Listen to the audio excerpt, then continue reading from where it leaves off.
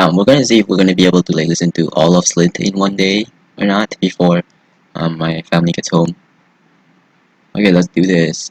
First track is Ron. Oh, yeah, we're doing on Tweez first, everything. Anyways, yeah, Ron. Alright. I've only heard one song from them, which is Breadcrumb Trail. Cool start so far.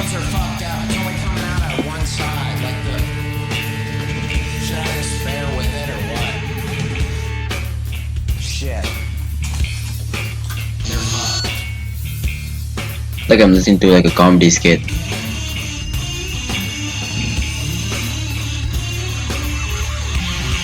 Whoa, that guitar sound is cool. What?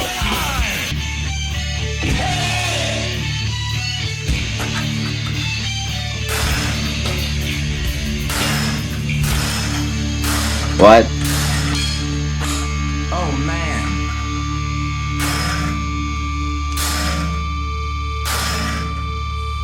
This is such a weird intro, bro. Ron is such like an energetic and like, I don't know, like silly way like start of the album. It's very memorable. Anyways, next song is Nan Ding. The sound of the guitar is so strange.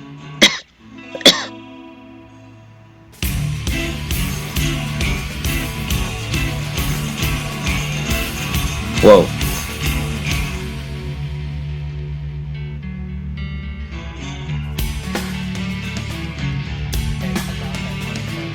Whoa, that's so weird, like the effect. Oh my god, he feels sick right next to me. Nan Ding is definitely the most like analog sounding song in this album. Most of the album sounds like analog. I wouldn't be surprised if Tweez is like their #1 like inspiration for the band. I wouldn't be surprised by that. I love like the most like joyful sounds and stuff of like this album compared to just like the depressingness that is Spiderland later. Next song, goddamn, these songs are coming in and out quick. These songs feel shorter than even like title fight songs.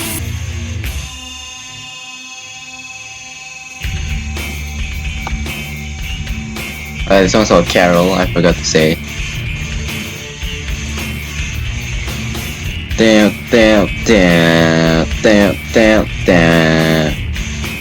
But yeah, throughout the songs, it's been a very like consistent sound, a weird like with thrashiness and stuff, and like the really like this weird like guitar, like it's distorted, it's like a very weirdly controlled distortion, and it's constantly been like random stuff like being dropped and stuff all over and random sounds throughout. Okay, that part, this sounds kind of cool. What? Whoa, the sudden switch like vibe. Yeah, I like this part. It kind of sounds like he's singing, but not really. Carol is such a strange song. Like, what the hell is people screaming about? And also like all like the stuff being thrown around. Like apparently Steve Albini didn't really like producing this album that much, and I wonder if like them, you know, messing around and making all those noises were one of the reasons.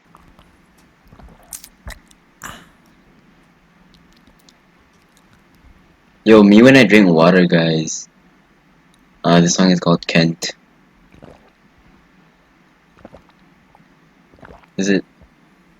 Please don't just be this. What was that breathing?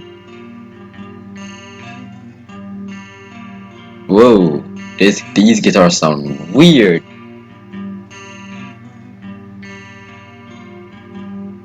I did the sound of it.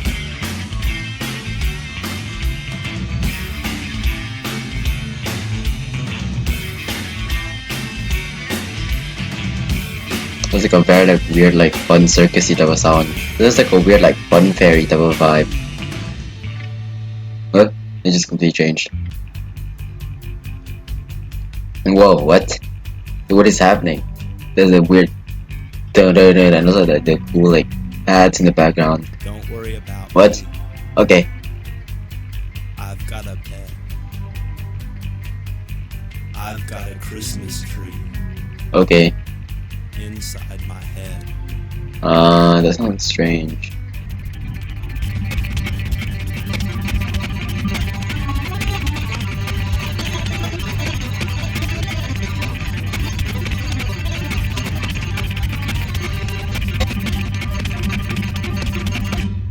also an okay song. Any part of this album where I just him like drinking water and stuff, I really hate it. Cause oh my god, it's like grossing me out. I don't know, like, the way he does in the album, it's like so like clear to sound and he's so like breathy and like his voice like vibrating. I don't like it. I like feel violated, bro. Like, I hated that. I do not like the weird ASMR parts of this album. This song is pretty nice. I just wish that whole like silly part, that down down down, was left out, because like the rest of the song, it flows really well. It's very nice and it's cohesive, just except for that one part. I wish that part was not part of the song, because that would have made my score way higher. Next song is Charlotte. Yo, what is this shoegaze, bruh?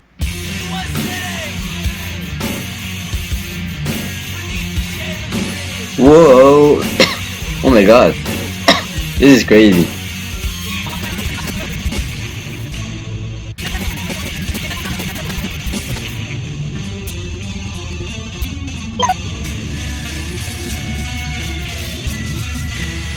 This is a very strange experience. Whoa. Sending is kinda eerie.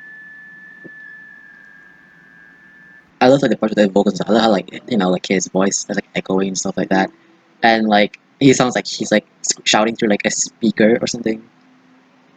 But a problem I have with this song and a bunch of the other songs in this album is that like the slow down, like break whatever parts, they just last a little too long.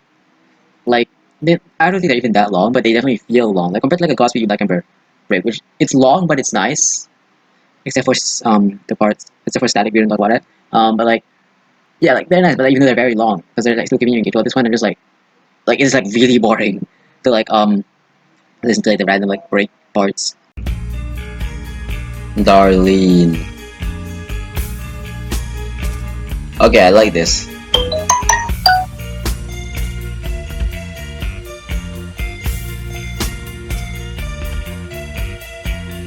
Whoa, what? That was so like hard to like keep track of. That was so cool. Damn. But yeah, I can see how Analog has a lot of Slint inspiration. Darlene is probably my favorite song from this album. I love like how like mysterious and like weird sounding this part is.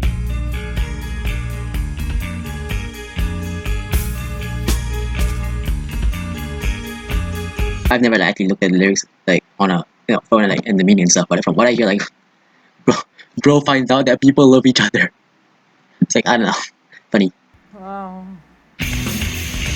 Whoa, what? Warren.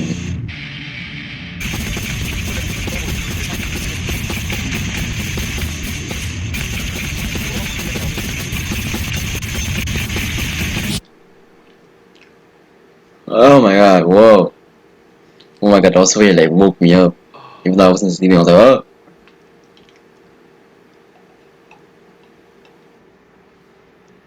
I don't like all the what's just his voice, because he's like his, oh my god, why is he like, he has like a weird like moaning type of voice. I don't like it.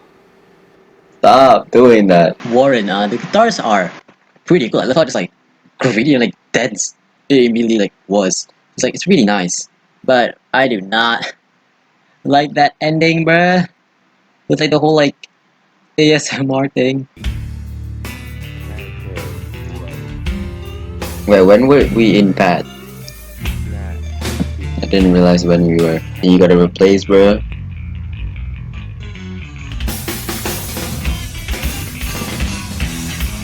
Whoa. What? Whoa.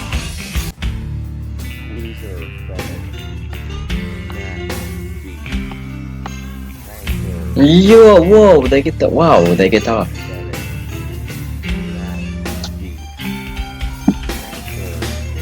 Pat is a strange track. Like I love like the tanker low part with like the really cool, like almost like country like type of like guitars. It's very nice. And yeah, like the part in between that is like so confusing. Like I'm like, what is going on? And it's pretty cool.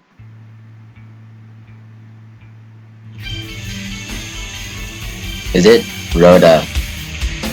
Yeah, it is a much more like, I think one of the more famous song, the most famous song probably from this album. It's on the Slint EP. I was confused for a second, but then I realized, oh, the one on the Slint EP is like literally like double the length.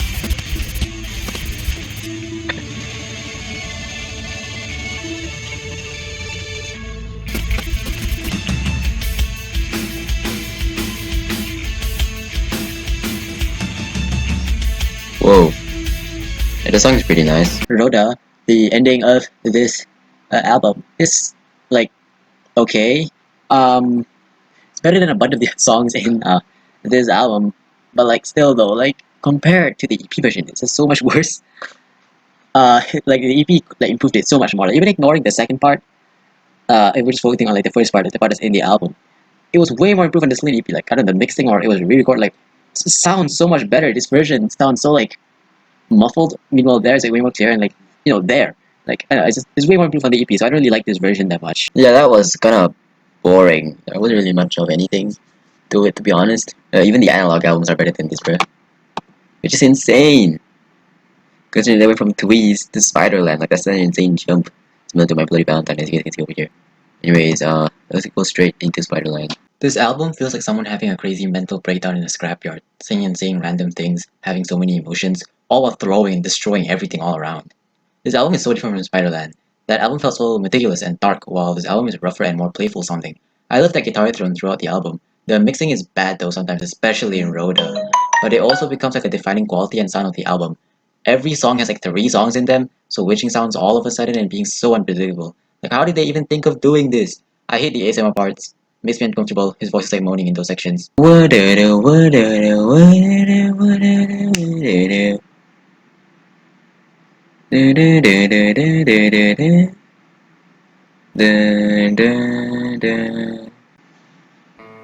Breadcrumb Trail, dude. Oh my god.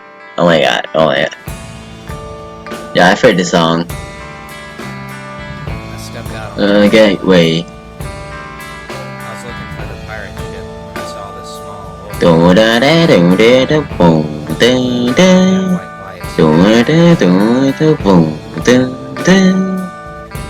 Yeah, it's such an iconic like guitar sound.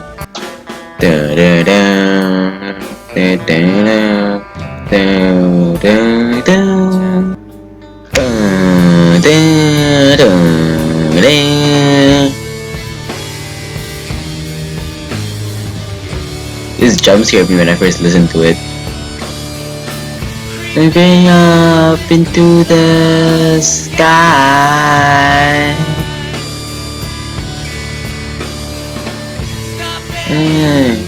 At the top,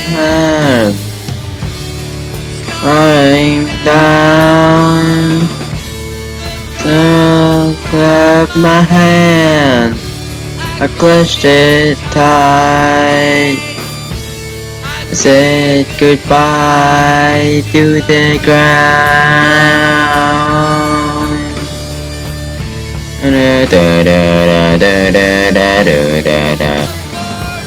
Teller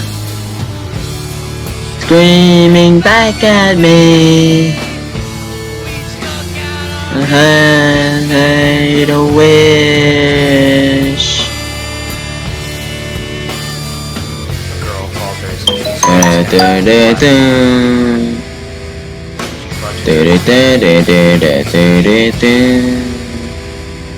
the ticket taker smiles. The last girl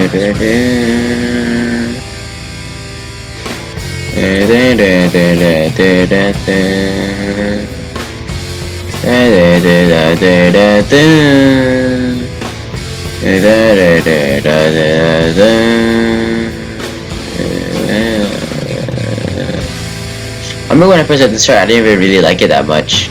But after a while, it grew on me more. Because at first I was like, this is such a weird track. Oh my god, oh my god, this sounds so good.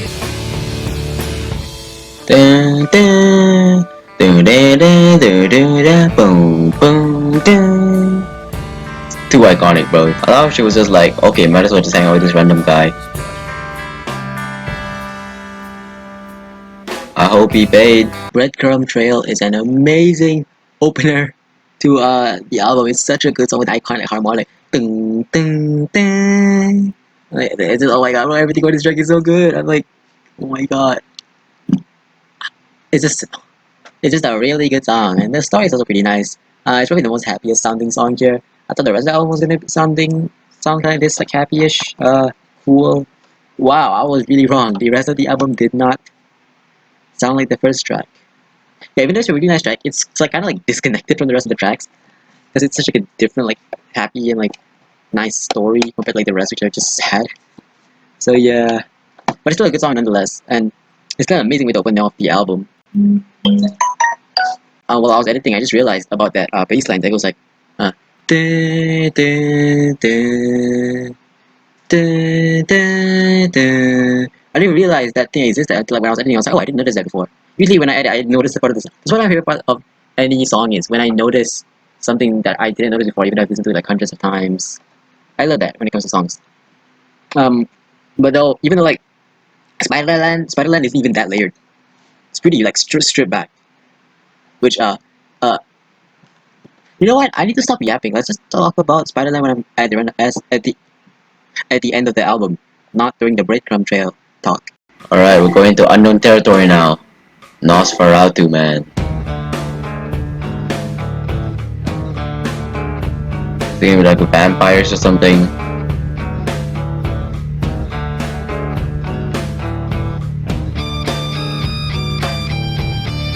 I should probably have lyrics up, not gonna lie. Is it gonna be literally Nosferatu?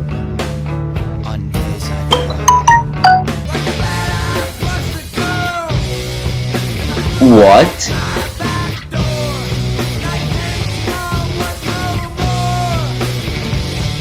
That just reminds me of the previous track. Chill, like talking innocently, singing insanity.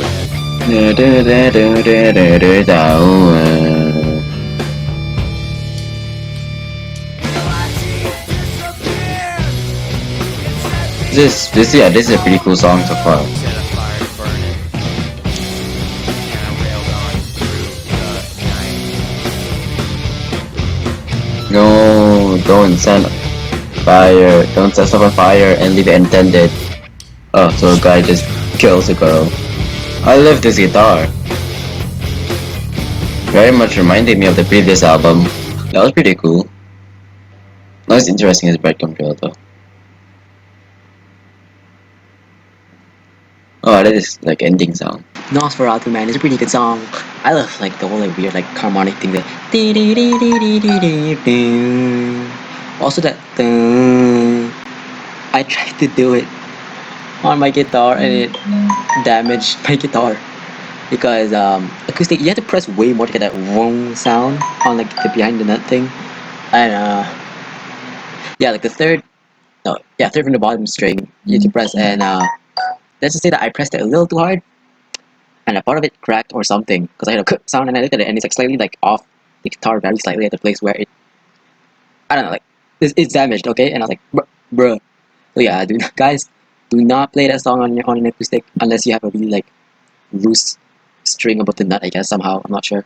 Also, I love all like the weird like string slide and like weird like squeaking noises like all throughout like the song. I just noticed it while I think so I'm like, what did I just make? What was that sound? What, like all of those like weird like sounds, guitar sounds. It was really cool. I noticed like throughout like the song. It adds a lot of, I don't know, personality. I don't know what you call it. Don stepped outside. Yo, he stepped outside. Okay, so I read the lyrics and stuff, and about, I guess it's about like not being able to participate in life and stuff, being shy, that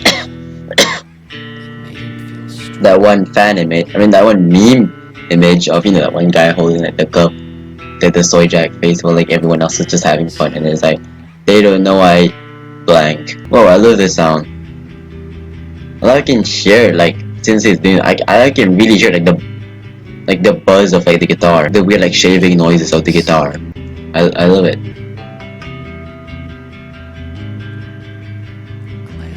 I love the different like velocities on the guitar, like right here. It's making it like its own beat, like the velocity of the guitar, like ding ding ding. It's like some are way more stronger than the others, like the strumming of singing.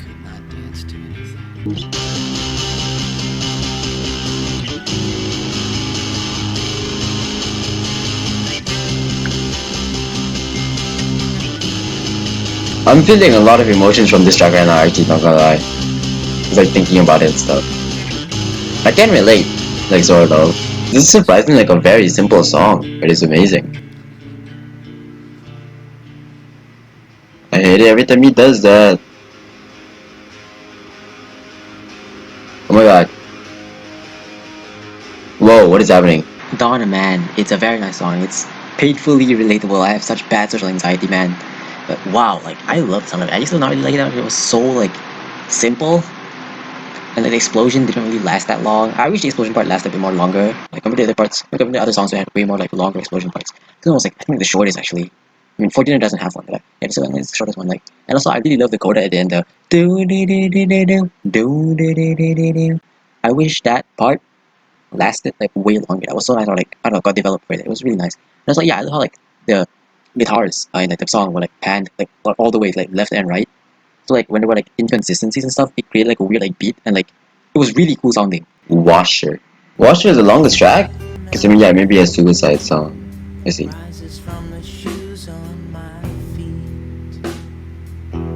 Yeah, these are just guesses.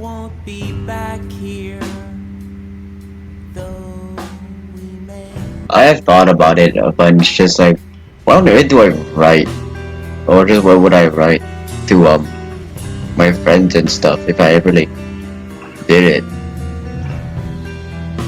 I'm just thinking about it. Oh man, this track is beautiful.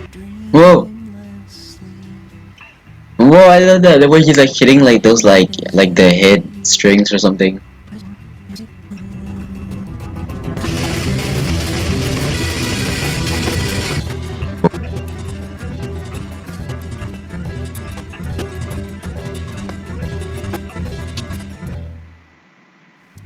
Washer is a pretty good song, but like dude, the build up and other stuff to explosion ratio is just a little too small, bro. Please have a longer breakdown. Yeah, it's also pretty emotional, you know, it's a goddamn suicide song. For dinner.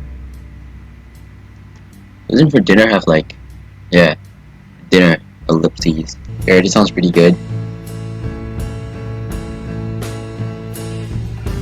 Oh, it's an instrumental.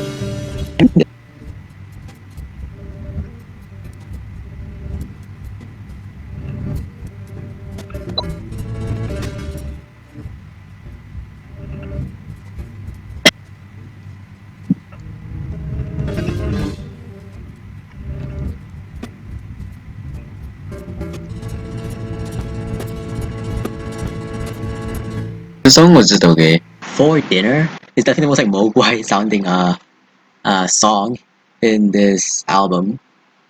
And yeah, like it's a pretty nice song. I didn't like it at first. It was kind of boring, but I really like it. The ending of the song, especially, it feels like a march towards Good Morning Captain.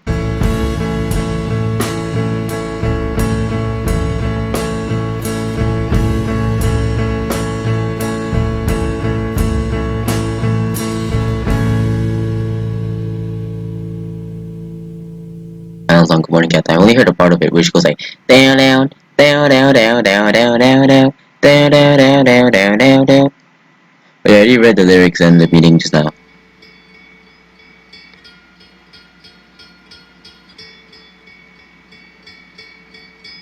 Whoa, I love this sound already. Like the weird like it's a whoa.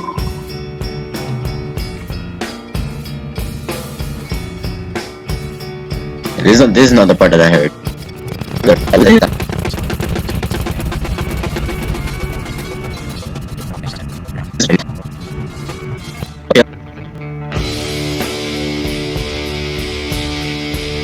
They almost like all of the songs have like a distortion part with that like same like sound.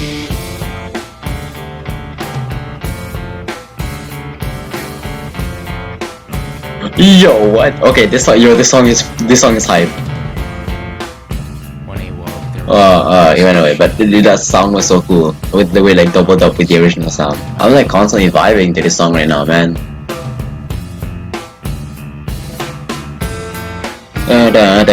This is the part that I heard. Oh man, dude, it's so good.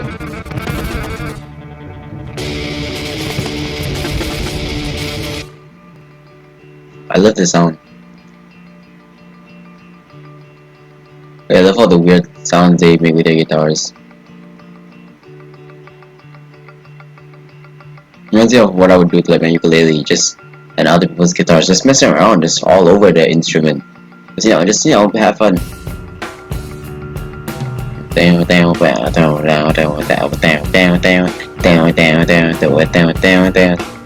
Oh my god, that sounds so cool with that like sound.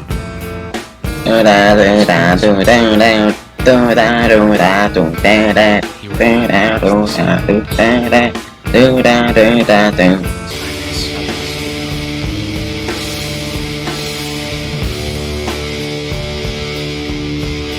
mean, I miss you guys. You guys need to make more content.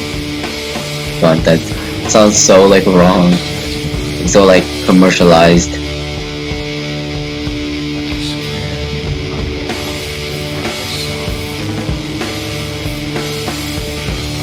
At least they still play around together. Although I think they aren't currently.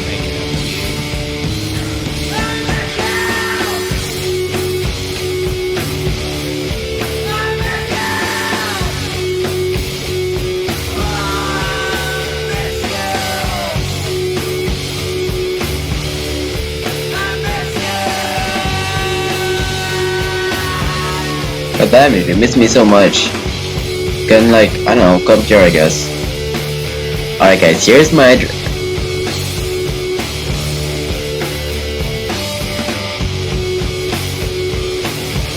these sounds are like all amazing.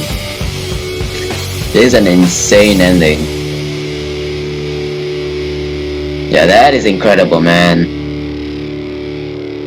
Yeah, like, that was awesome.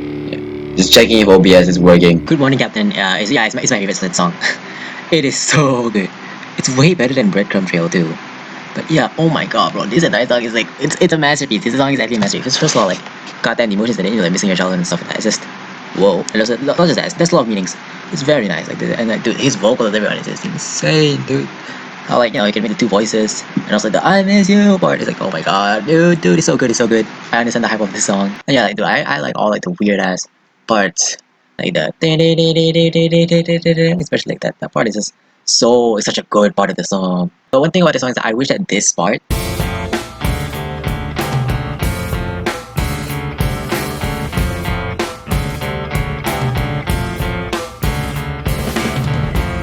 lasted a bit more than these parts.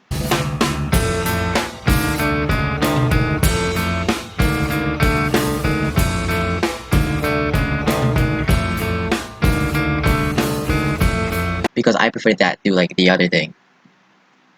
And also like about the song itself, I've listened to like the dry versions, you know, like the single that they put out, Breadcrumb Trail and Good Morning Captain, and Breadcrumb Trail on that version is worse than the original, but Good Morning Captain on that version is way better than the original.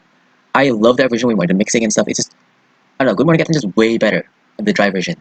So yeah, I definitely prefer that version, but the original is still a pretty good song, and like, you wouldn't really notice the difference unless you're like really like listening to it properly. Okay, this album suffers from the same thing as Loveless, but way more. Other than like the first track and the last track, like, no, actually stop, just hold on. Loveless, within the first track and the last track are awesome. There are parts all in between so which should be awesome, more awesome than the track themselves. That's an all around is good album. This on the other hand, yeah, other than the first and last, like everything else in between was just okay. They weren't really that interesting, honestly, and for the most part, they kind of dragged on. They were kind of boring. Not gonna lie. Like, I'm surprised that this is so high up on like RYM and all those music nerd stuff, because it's okay because like it's just really hard carried by the first and last track.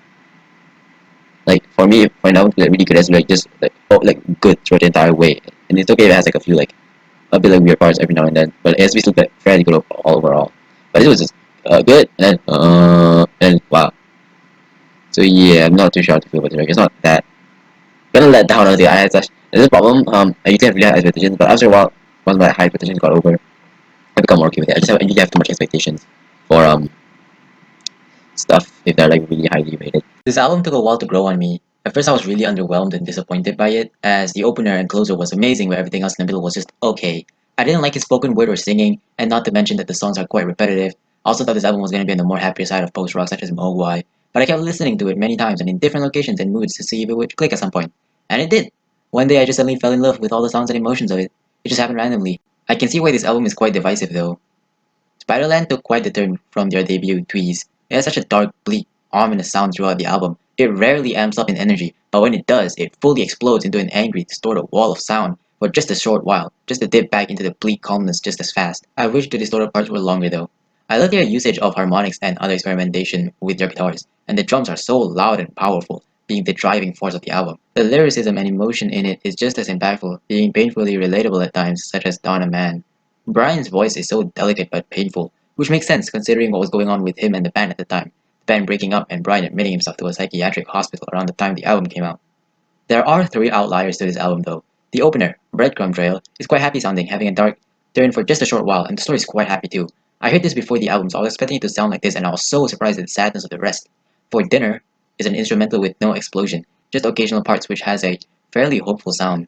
The song feels like I'm trapped in a hole, and the hopeful parts are me getting close to the top just to fall back down.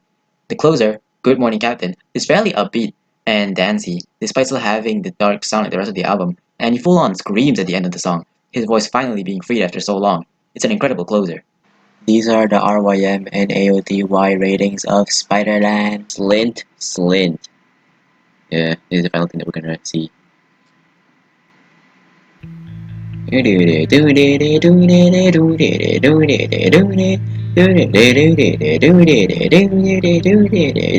Alright, just the very beginning part of this. Yeah, Glenn.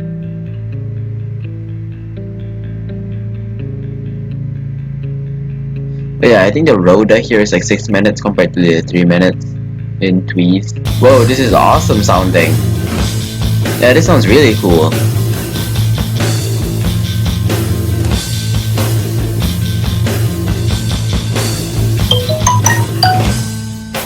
So I love them going for this.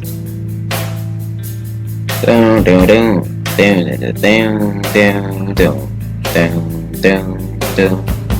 love that guitar. Dude, the drums are so like high in the mix. I think that Glenn might actually be like the darkest like sounding song that they've made. There's not even like any like breakdown or anything. There's just this constant like bleak atmosphere throughout the song. But yeah, it's a very like interesting like sounding song. But I'm just kind of okay with it. I don't really like it that much to be honest, because I feel like it had like a very promising start with that. But it didn't really go anywhere. Like also that was really cool. But like again, it didn't really go anywhere. It just kind of just like hovered there, I guess. That scared me. Rhoda. It sounds like way better mixed than like Tweez Rhoda.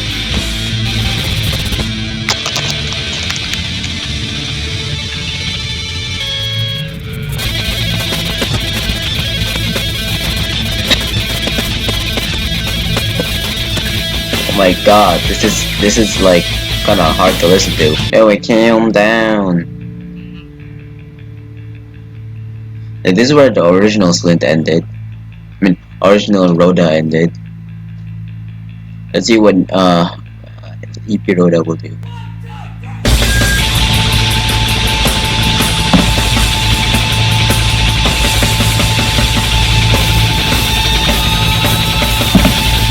My god, oh my god.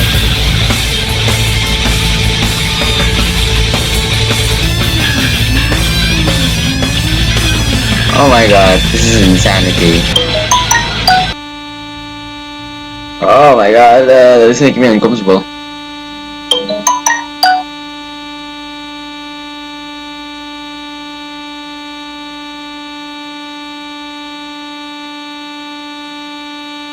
I gotta listen to this, oh my god, oh my god, oh my god. Okay, good. Oh my god, oh the ending is, oh my god, the ending. Was so like, oh god, I don't know what about that one note was supposed to be under it. Rhoda, the EP version, oh my god, first of all, you know, the mix is way better.